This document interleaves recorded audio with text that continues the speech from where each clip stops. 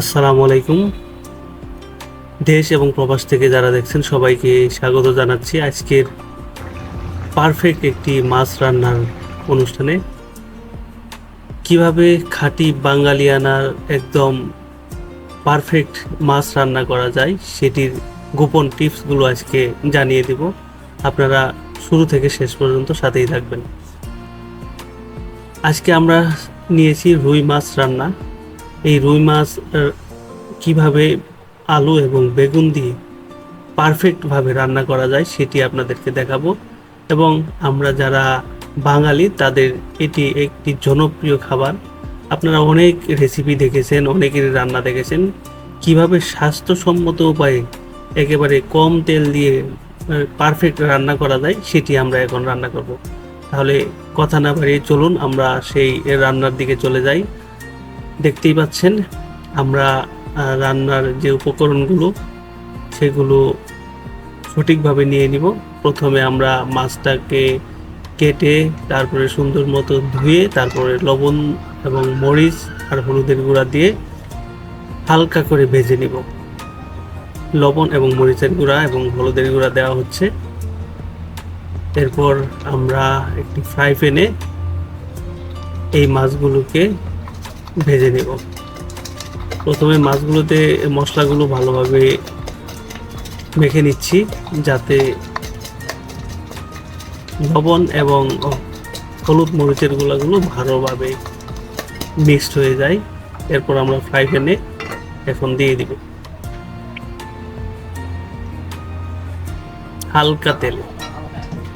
যারা তেল কম খেতে ভালোবাসেন তাদের জন্য শুধু আজকের এই রেসিপিটা।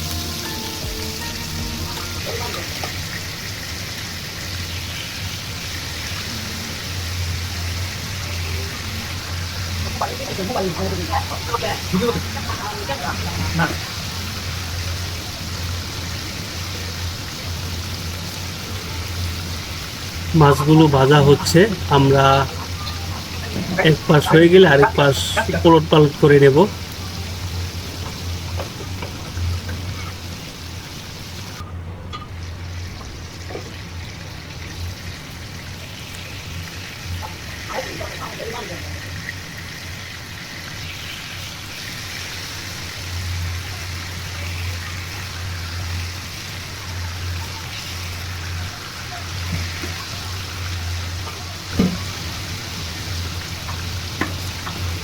একদম পারফেক্টলি মিডিয়াম আছে মাছগুলো ভাজা শেষ হয়ে গেল। এরপর আমরা আরেকটি কড়াইতে পেঁয়াজ এবং প্রয়োজনীয় মশলাগুলো দিয়ে দেব। এরপর প্রথমে আমরা পেঁয়াজ দিয়ে দিলাম, প্রয়োজন মতো তেল দিয়ে তারপর পেঁয়াজটাকে দিয়ে দিলাম। এখন একটু নাড়াচাড়া করে দিয়ে অল্প পরিমাণ লবণ দিয়ে দিলাম। দ্বিতীয়বার আবার লবণ দিব লাস্ট ফিনিশিংয়ে।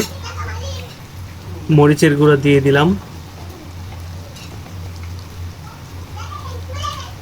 ধনে পাতার গুঁড়া দিয়ে দিলাম, ধনে গুঁড়া,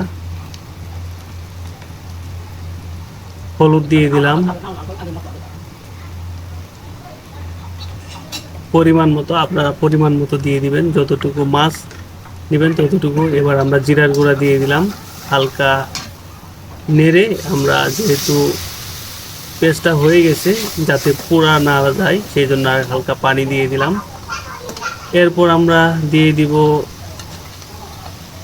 পেঁয়াজের পেস্ট, রসুনের পেস্ট এবং হালকা আদার পেস্ট আপনারা দিতে পারেন আপনাদের স্বাদ মতো। দিয়ে খানিকটা নাড়াচাড়া করে নিব। এরপর আর একটু পানি দিয়ে নাড়াচাড়া করে নিলাম। এখন মশলাটা হয়ে গেছে, এর ভিতরে আমরা সেই আলু এবং বেগুনগুলো দিয়ে দিব।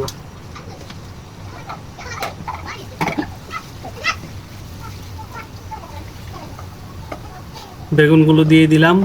এখন আমরা আরেকটু নাড়াচাড়া করে কষিয়ে নিব। আলু এবং বেগুনটুকু কষিয়ে নেওয়ার পর আমরা ভালোভাবে কষিয়ে নিচ্ছি। এরপর আমরা পরবর্তীতে মাছ দেব। এখন মরিচ দিয়ে দিলাম, কাঁচা মরিচ, আপনাদের প্রয়োজন মতো স্বাদ মতো কাঁচা মরিচ দিয়ে দিবেন। আবারও লবণ দিয়ে দিলাম, পরিমাণ মতো লবণ দিয়ে দিবেন। এরপর হালকা নাড়াচাড়া করে কষানো শেষ হলে আমরা তারপর মাছ দিব। এবার মোটামুটি কষানো শেষ হয়েছে, একটু হালকা ঢেকে দিব, যাতে হালকা পানি দিয়ে ঢেকে দিচ্ছি। পরিমাণ মতো পানি দিয়ে ঢেকে দিব। এরপর মাছগুলো দিয়ে দিচ্ছি, মাছগুলো দিয়ে তারপর মিডিয়াম আঁচে, চুলার আগুন মিডিয়াম আঁচে দিয়ে ঢেকে দিলাম। এর ঠিক 5 মিনিট পর আবার ঢাকনা উঠিয়ে হালকা একটু নাড়াচাড়া করে দিব, দেখে নেব কীরকম ঝোল আছে, এবং ঝোলটা আপনারা যতটুকু প্রয়োজন ততটুকুই রাখবেন। যারা একটু বেশি ঝোল খান তারা বেশি রাখবেন। লবণটাকে একটু চেক করে নিচ্ছি, কারণ রান্নার মূল উপকরণই হচ্ছে লবণ। লবণ যদি রান্না যতই ভালো হোক, যদি লবণ একটু কম বা বেশি হয় তাহলে কিন্তু রান্না একেবারেই বরবাদ হয়ে যাবে।